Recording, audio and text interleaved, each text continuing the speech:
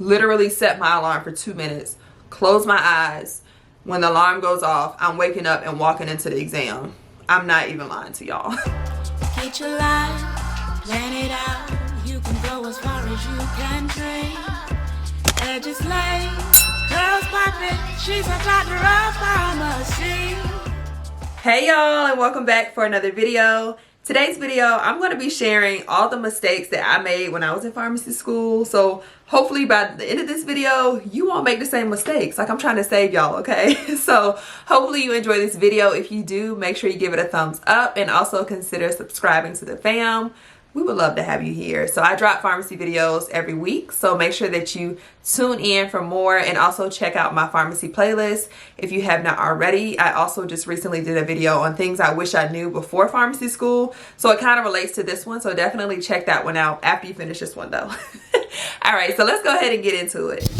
Y'all, I had to come back. I forgot to show y'all my necklace. So this necklace is my pharmacist necklace from Carbon Copy Wear, so I will link it below. Make sure I check them out. They also have nursing paraphernalia. They have like dad hats, coffee mugs. They have some that say professor, doctor, pharmacist, nurse, like all the things. So definitely check them out. Black woman owned. You already know where my heart is. You already know. So I will link it below. Absolutely love it. I forgot to tell y'all about it. So yes. So anywho, let's get back into the video. The very first thing that I feel like was a huge mistake when I was in pharmacy school, and I don't know why, looking back, I'm like, girl, why did you do this? And that's calculating the grade that I need to pass a class. Like, this is not high school. This is a professional program, i.e. when you finish, you have to know the information. So why would you calculate, like, this is me talking to my younger self. Why would you calculate the grade that you need to pass a class? Why? Why? So when you get your syllabus at the beginning of the semester, go through all of your assignments, look at the grading breakdown and see where all of your points are lying. Do you have class participation points? If so, make sure you're participating. What about attendance points? Some professors will pretty much put in a 10-point cushion for attendance. So if you're not attending class, you might get 10 points taken off your grade.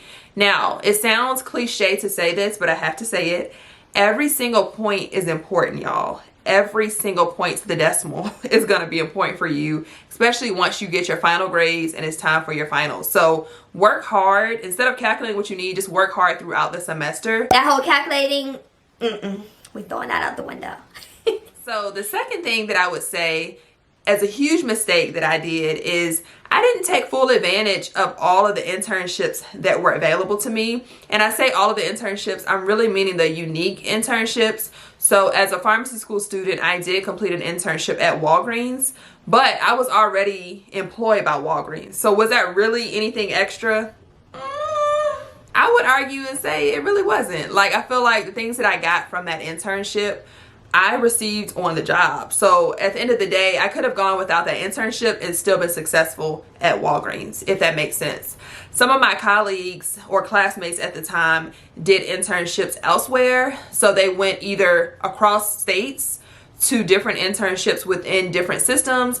They either went to industry and did internships that got exposed to industry, meaning like Johnson & Johnson, Merck, the big companies that make Pfizer, that make like the drugs and vaccines. They got exposure to that. Some of them went into the state associations, so the pharmacy state associations, and got to sit in on cases like when people have their license almost suspended or they get their license for the first time. Good and bad stuff happens there, but they were able to sit in on that as a pharmacy school student. So how cool is that? Like, as a second year student, you're able to have that experience. One of my friends went to, what was the name of that? I'm gonna put it below, but she was pretty much a scholar. And during the summer, she had to spend 6 to 8 weeks doing an internship, excuse me. So like stuff like that, I just feel like I didn't have that opportunity. And while I did have internship on my CV, I don't know if it was the same experience. And I think part of that was just me being afraid, like thinking, oh, they're not gonna pick me, or I don't have like everything that I need to put in this package. My letter of recommendations aren't strong. What, you know, getting into your head, girl. Don't let nothing get into your head. You have the opportunity to do so many internships, and I would definitely challenge you to venture outside of your comfort zone. I think as a student, I was kind of just comfortable with what I knew, and I knew that Walgreens was kind of where I started with my first job as a pharmacy intern. And so to me, it just felt right to do an internship with Walgreens. Not to say I wouldn't take back that experience, but I would have challenged myself to complete an additional internship, or maybe set out the Walgreens internship and just worked on the job and then did another internship elsewhere to get kind of a balance of exposure to different things. So definitely don't limit yourself when it comes to internships. Also, along those lines, I'm going to keep this as number 2 as well. Also take advantage of unique electives, and that's going to be on your rotation. So your P4 rotations, you usually across the board, I say across the board, but of course some schools have special situations, but across the board you are able to choose at least 2 electives, if not more, on your 4th year rotations. And the electives that I'm speaking of specifically, you do have to apply for. So the FDA is one of them. That's an application process. Very, very competitive. You do have to have letter recommendations. You also have to write an essay and pretty much state which sector of the FDA do you want to work with, what section of it, what specialty do you want to pretty much do your rotation with, and then they select who they want to come. So you're competing against pharmacy school students all over the country, and once you get selected, you then can complete a block rotation, which is like a month or 5 weeks with that site at the FDA. So that's kind of like amazing, because when else would you get that experience? And then it also allows you to see if that's something that you're interested in. So take full advantage of your 4th year rotations. Another example is the Indian Health Service, so IHS. They have a rotation. There was an Alaska rotation that we had offered in my school that a lot of my classmates applied for. So for me, I kind of took advantage of the electives in different ways. So I'm not going to take away, I wouldn't say that my experience was any less per se, but I feel like, I don't know how to explain it. Like, I feel like if I could go back, I would do it just because, like, just to get it exposure to a different place. Like, to live in Alaska, when else would you have the opportunity to live in Alaska? Like, let's be honest. And then on top of that, you're getting exposure to a different pharmacy field. You're building your network. Like, y'all know I preach about networking and how small pharmacy is. So networking is going to be everything. And I feel like utilizing your P4 rotations, that's your 4th year rotations, once you've completed all of your coursework and you go out into clinicals, that's pretty much what I'm referring to. Take full advantage, y'all. If there are rotations that are in different states, I know for me personally, I ended up doing a rotation in North Carolina and my school was in Virginia. They only took 2 or 3 students for the whole year. And so I reached out to the preceptor, and that was one of my favorite rotations. And it's actually the rotation that got me to where I am today in ambulatory care. Like, that's when my light bulb went off, like, oh, I love ambulatory care. I love spending time with patients. So had I not taken advantage of that rotation out of the state, where would I be today, right? So definitely take advantage of all of the unique experiences, whether it's internships, rotations, course electives, what have you. Take advantage of them. Y'all, the next mistake that I made, I can just roll my eyes now thinking of it. And I preach about this on my channel, but time management and not being effective when I did study.